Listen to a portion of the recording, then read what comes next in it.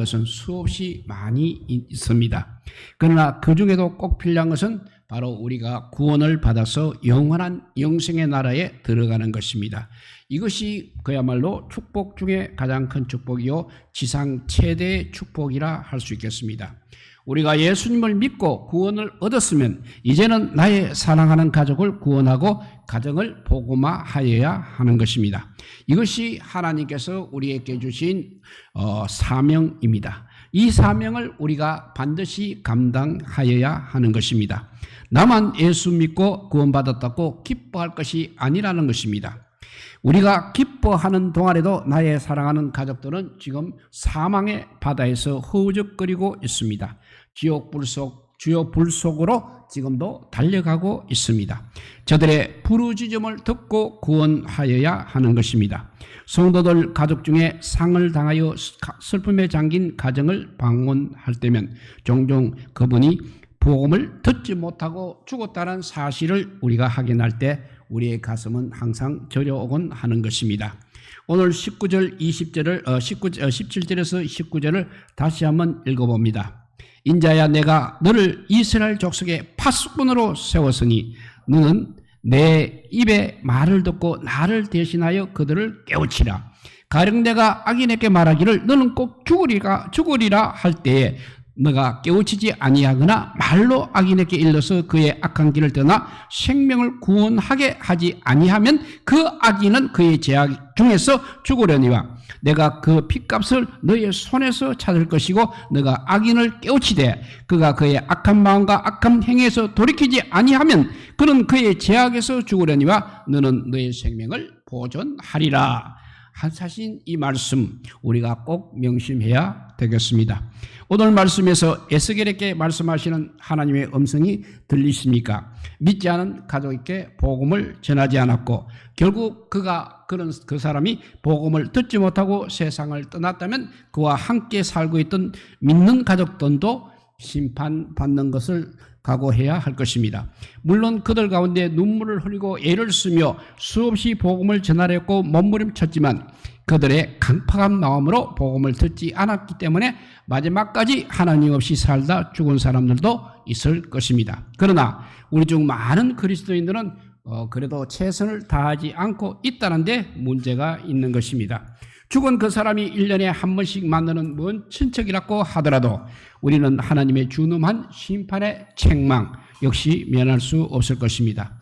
그런데 늘 한 집에서 마주보는 형제들, 한 이불을 듣고 자는 배우자, 그리고 식탁에서 얼굴을 마주 대하며 즐겁게 식사하는 식구들에게 복음을 전하지 않아서 그들의 무지 가운데 자신의 삶의 결국이 무엇인지 모른 채 운명하였다면 우리는 더더욱 그 책임을 면할 수 없다는 것입니다.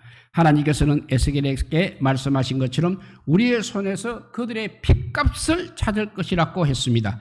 우리들은 하나님의 이 두렵고 떨리는 말씀 앞에 어떤 마음으로 서 있어야 하는 것입니까? 부산에 가면 기암절벽과 뛰어난 경관으로 유명한 부산 태종대에 가면 일명 자살바위가 있습니다. 그래서 태종도는 경치가 아름다워 유명한 관광지인 동시에 이름난 자살터이기도 했습니다. 그래서 그곳 사람들은 자살을 방지하기 위해서 다시 한번 생각합시다라고 쓰인 표지판을 세워두기도 하였습니다. 지금은 그곳 자살바위에 전망대가 건축되어 있어서 자살을 할 수 없게 되었다고 합니다. 그리고 모자상 조각을 설치를 해서 사람들의 마음을 감동시켜서 자살을 하지 못하도록 하고 있습니다. 우리나라 형법에도 보면 자살 방조에 대한 처벌이 명시되어 있습니다. 자살을 하려는 사람을 도와서 자살을 용이하게 하거나 자살을 시도하여 의식을 잃은 사람을 구호하지 않는 경우 자살을 방조한 것으로 보고 1년 이상 10년 이하의 징역에 처하도록 명시되어 있습니다. 이 세상에도 이렇게 죽음을 향해 뛰어드는 사람들에 대해서 그와 인천 가까이 있든지 지나가는 사람이든지 최선을 다해서 그 사람을 말리지 않으면 안 되도록 법적 조항을 마련해 두었습니다. 그런데 영혼의 세계는 오죽하겠습니까? 하나님을 모르고 죽는 사람들에게 무슨 희망이 있습니까? 하나님 없이 살아온 날들은 행복할 수 없었습니다. 피땀 흘려 열심히 살았습니다. 그러나 하나님을 모르고 산 그들의 모든 행동은 하나님을 향한 도전과 반역으로 기록될 뿐인 것입니다. 그리고 그렇게 살다 죽으면 반드시 엄부에 떨어지게 되고 주님이 오시는 날 구원받은 우리가 생명의 부활로 나아갈 때 그들은 심판의 부활로 맞이하게 되는 것입니다. 그리고 그들이 받게 될 심판이 무서우면 무서울수록 가장 가까이 있는 우리는 그가 구원을 받도록 최선을 다해 노력했는지를 우리가 주님 앞에 대답해야 할 것입니다. 내 가족이 지옥의 행벌 아래에 있는데 내가 구원받은 것만으로 어떻게 행복할 수 있는 것입니까? 한 사람의 그리스도인이 아무리 열렬히 신앙생활을 한다 할지라도 자기의 가족과 친지들이 지옥에 가도록 내버려 두고도 아무런 양심의 가책을 느끼지 않는다면 하나님께서는 훗날 그들에게 그 영혼에 대한 책임까지 물으실 것이며 이 세상에서도 축복을 받으며 살도록 내버려 두지도 않으실 것입니다. 그래서 이 세상에서 가장 큰 축복은 예수님을 믿고 구원받아 천국 가게 된 것이 가장 큰 축복인 줄 믿으시기 바랍니다. 그런데 우리가 사는 이 세상은 항상 한계가 있게 마련입니다. 끝이 있다는 것입니다. 100년, 200년 살 수 있는 세상이 아니라는 것입니다. 그래서 모세는 시편 90편 10절 말씀에서 우리의 연수가 70이요 강건하면 80이라도 그 연수의 자랑은 수고와 슬픔뿐이요 신속히 가니 우리가 날아가나이다 라고 하면서 주께서 그들을 홍수처럼 쓸어 가시나이다. 그들은 잠깐 자는 것 같으며 아침에 돋는 풀 같으니이다 라고 하였습니다. 베드로 역시 베드로전서 1장 24절을 보면 그러므로 모든 육체는 풀과 같고 모든 영광은 풀의 꽃과 같으니 풀은 마르고 꽃은 떨어지되 라고 하였습니다. 야고보도 역시 야고보서 4장 14절에 보면 내 일을 너희가 알지 못하는도다. 너희 생명이 무엇이냐? 너희는 잠깐 보이다 없어지는 안개니라고 하였습니다. 그런 방면에 우리가 이 세상의 일생이 끝나면 반드시 영생의 세계가 있는 것입니다. 그래서 우리는 이 세상에 사는 동안에 영원한 영생에 대한 준비도 반드시 하여야 하는 것입니다. 그 영생을 얻는 방법이 바로 예수 그리스도를 구주로 믿는 것입니다. 그래서 유명한 말씀 요한복음 3장 16절입니다. 하나님이 세상을 이처럼 사랑하사 독생자를 주셨으니 이는 그를 믿는 자마다 멸망하지 않고 영생을 얻게 하려 하심이라 했고 요한복음 5장 24절에도 내가 진실로 너희에게 이르노니 내 말을 듣고 또 나 보내신 이를 믿는 자는 영생을 얻었고 심판에 이르지 아니하나니 사망에서 생명으로 옮겨느니라 했습니다. 이 말씀처럼 우리가 살아가고 있는 동안에 예수님을 믿는 사람은 영생이 보장된다는 것입니다. 이보다 더 큰 축복이 어디 있겠습니까? 그러므로 우리는 예수님을 믿고 구원받아 천국 가는 것은 바로 축복 중에 축복인 것을 믿으시기 바랍니다. 이렇게 이 세상에서 가장 축복은 바로 예수를 믿고 구원받아 천국 가게 된 것이 가장 큰 축복이라고 했습니다. 두 번째는 이제 부부가 함께 예수를 믿고 신앙생활하다가 천국 가는 것이 또 지상 최대의 축복이라 할 수 있겠습니다. 부부라는 것은 성경에 말씀하신 것처럼 하나님께서 짝지어 주신 것이라고 하였습니다. 그래서 우리 인간이 나눌 수 없다고 말씀하셨습니다. 마태복음 19장 6절 말씀입니다. 그런즉 이제 둘이 아니요 한 몸이니 그러므로 하나님이 짝지어 주신 것을 사람이 나누지 못할지니라고 하였습니다. 부부는 이 세상에서만 부부 해로를 하고 천국 갈 때는 따로따로 한 사람은 천국으로 한 사람으로 지옥으로 가서도 안 되겠습니다. 천국까지 헤어지지 말고 함께 가야 하는 것입니다.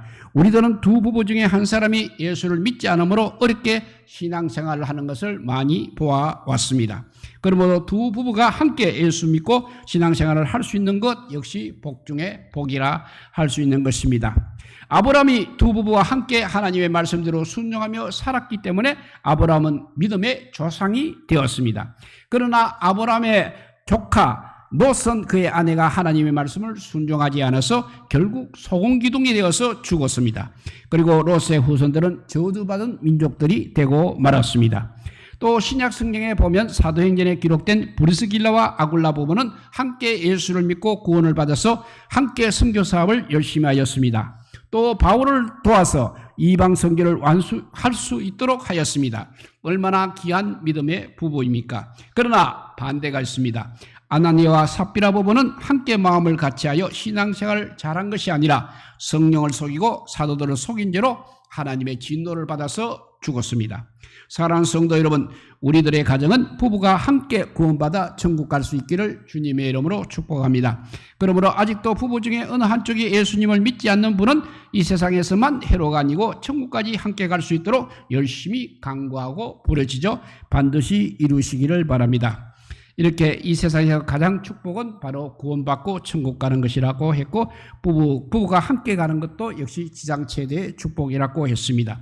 세 번째, 이제는 온 가정이 예수를 믿고 구원받아 복음화 된 것 역시 최대의 축복이라 할 수 있겠습니다. 우리 가정은 작은 천국입니다. 가정은 바로 하나님께서 복 주신 곳입니다. 그러므로 가정은 항상 기쁨이 있고 사랑이 있고 평화와 안식이 있습니다. 그리고 가족은 하나님께서 주신 가족입니다. 그래서 시편 128편 1절부터 보면 하나님의 여호와를 경외하며 그의 길을 걷는 자마다 복이 있도다. 너가 너의 손이 수고한 대로 먹을 것이라. 너가 복되고 형통하리로다. 너의 집 안방에 있는 너의 아내는 결실한 포도나무 같으며 너의 식탁에 둘러앉은 자식들은 어린 감람나무 같으리로다. 여호와를 경외하는 자는 이같이 복을 얻으리로다 했습니다.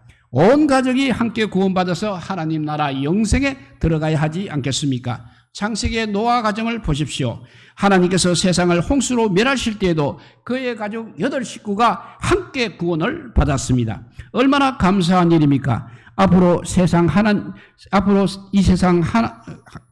이 세상을 하나님께서 불로서 심판하실 때 우리들의 가족이 구원을 받아 노아의 가족처럼 천국에 들어갈 수 있기를 주님의 이름으로 축복합니다. 이스라엘 백성들이 40년에 걸쳐 광야에 걸어 요단강 건너편에 왔을 때 여호수아는 살몬과 그무엘 2명을 정탐꾼으로 선발하여 여리고성을 정탐하고 오라고 보냈습니다. 두 사람이 여리고성에 잠입하여 정탐을 하다가 그만 발각이 되어 쫓기다가 라합의 집으로 숨어들었습니다. 그때 라합이 두 사람을 숨겨주어 돌아갈 수 있게 하였기 때문에 이스라엘 민족이 여리고성을 함락시켰을 때 라합의 가족들은 무사히 살아날 수가 있었고 구원받아서 하나님의 백성이 되었습니다. 사도행전에는 고넬료에 대한 기록이 있습니다. 고넬료는 믿음도 좋을 뿐만 아니라 그의 온 가족이 함께 예수를 믿고 신앙생활을 잘 하였습니다. 하나님께서는 천사를 고넬료에게 보내어 고넬료의 기도를 응답하셨고 축복하셨습니다. 반면에 사무엘 3장에 기록된 엘리의 가정은 제사장의 가정임에도 불구하고 그의 가정이 멸문지하를 당하였습니다. 하나님을 두려워할 줄 모르고 하나님의 말씀대로 살지 않았기 때문인 것입니다. 그러므로 우리가 분명하게 알아야 할 것은 내 가정이 영생의 축복이냐 영원한 지옥의 저주냐 하는 것입니다. 온 가족이 합심하여서 하나님을 섬기게 되면 하나님의 은총과 축복을 받을 것입니다. 그렇지 못하면 하나님의 진노가 임하게 되는 것을 반드시 깨달아야 하는 것입니다. 그래서 온 가족이 구원을 받고 하나님의 은혜 안에서 믿음 생활하는 것이 축복 중에 축복인 줄을 믿으시기 바랍니다. 이렇게 내가 구원받아 천국 간 것이 축복이요, 부부가 함께 천국 가는 것이 축복이요, 온 가족이 복음화된 것이 축복이라면 하나님의 사명을 받아서 하나님의 일꾼으로 일할 수 있다는 것 역시 축복 중에 축복이라는 것을 알아야 하겠습니다. 사실 생각해보면 우리는 영원한 죗값으로 멸망을 받을 수밖에 없는 죄인들입니다.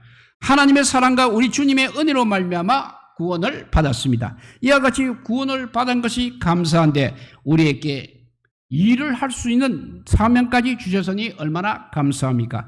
일할 수 있다는 것이 축복인 것입니다. 마른 막대기마도 못하고 아무짝에도 쓸모없는 우리를 하나님께서는 구원하여 주시고 불로 세워주셔서 이 마지막 시대에 하나님의 일꾼으로 세워주신 것입니다.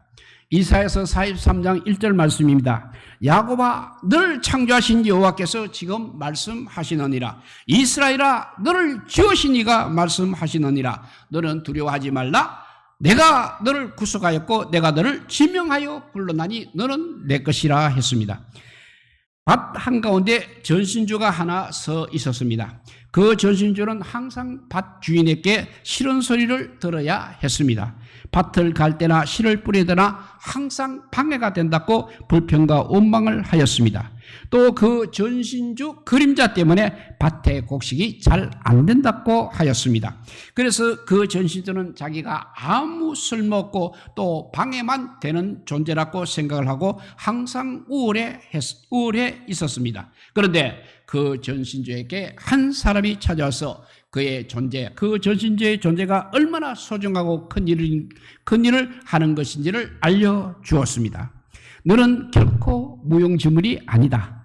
너는 밭에 필요한 것이기 때문에 그렇게 생각할 수 모르지만 나는 너에게는 너가 알지 못하는 큰 사명이 있다. 너 때문에 수십 킬로미터 떨어진 산속 마을까지 전기가 들어가서 밤을 밝게 비춰주고 텔레비전을 볼 수 있게 해주고 그 밖에 많은 편리함을 주고 있다. 그래서 너는 참으로 훌륭한 존재라는 것을 잊지 말아야 한다고 말해 주었습니다. 사랑하는 성도 여러분, 이 세상을 살아가는 성도의 삶도 이와 같은 것입니다. 비록 이 세상에 발을 붙이고 살고는 있지만 우리의 목적지는 이 땅이 아니라 하늘나라인 것입니다. 그리고 이 땅에 사는 동안 우리의 사명은 우리 주 예수 그리스도의 구원의 복음을 전해야 할 사명이 있다는 것을 깨달아야 하는 것입니다. 일꾼으로 부름받은 사람은 이제 열심히 일하는 것만 남아있는 것입니다.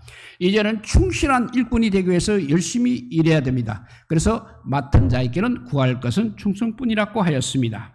이제 말씀을 정리해 봅니다. 사랑하는 성도 여러분, 누가복음 16장에 보면 부자와 거지 나사로의 이야기가 있습니다. 나사로는 죽어서 천국의 아브라함의 품에 안기고 부자는 죽어서 지옥에 가서 불 속에서 고통 중에서 아브라함에게 자기의 5 형제들은 이 지옥에 오지 않도록 나사로를 좀 보내어 나의 지금 당하는 이 고통을 전해달라고 하였습니다. 그러나 거절당하고 말았습니다. 이 부자가 자기 형제들을 위해 지옥불 속에서 울부짖는 마지막 절규소리가 들리지 않습니까? 사랑하는 성도들 여러분, 우리들의 사랑하는 가족들을 구원하시기 바랍니다. 하나님께서 축복하시는 여러분의 가정을 복음화시키기 바랍니다.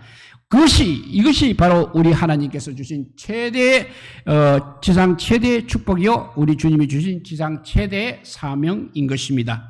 나의 힘으로 안 되는 것은 하나님의 능력에 맡기십시오. 그리고 열심히 기도하고 간구하시기 바랍니다. 갈라디아서 6장 9절 말씀입니다. 우리가 선을 행하되 낙심하지 말지니 포기하지 아니하면 때가 이르면 거두리라고 하였습니다. 지금 당장 눈앞에 보이는 것이 없어도 낙심하지 말고 이루어질 때까지 목숨을 걸고 기도하게 되면 반드시 이루어 주실 것입니다.